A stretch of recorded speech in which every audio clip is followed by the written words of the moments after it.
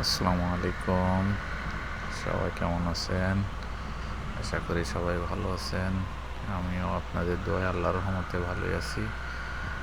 তো যাই হোক, এখন যাচ্ছি আমার ভাই, ফুফাতো ভাই আর কি, একটা লাইট কিনছে, দেশে পাঠাবে। তো একজন দেশে যাচ্ছে, তার মাধ্যমে তো রুমে রেখে ও কিএল চলে গেছে। সেই রুমে যাচ্ছি লাইটটা আনতে, মানে আর কি ওই জায়গায় পৌঁছে দিতে হবে, দিলে সে নিয়ে যাবে দেশে।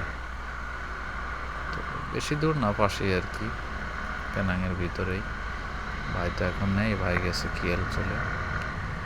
তো হাইওয়েতে উঠে গেলাম, কাছেই, বেশি দূর না।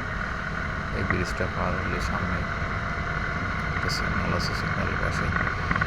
তো যাই হোক, দেশে রাস্তায় গাড়ি উঠলে মনে হয় যে গাড়ি যত ফোর্স আছে, গতি আছে, উঠে গেলে কিন্তু সমস্যা।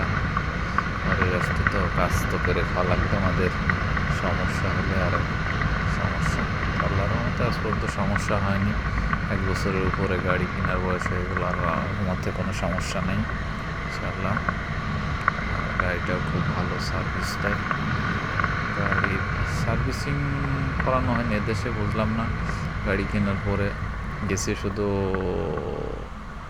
একটা সাইন করে দেয়, ওকে শেষ। কোনো সার্ভিসিং টার্ভিসিং কোনো কিছু নয়, শুধু মোবিলটা চেঞ্জ করি আর কি।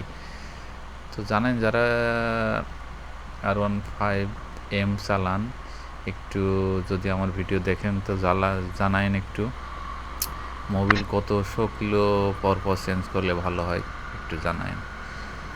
আমি তো 1000-1200 এরকম পরই চেঞ্জ করি। তো সবচেয়ে ভালো হয় কত কিলোমিটার চালানোর পরে চেঞ্জ করলে ভালো হয়, একটু জানায়েন।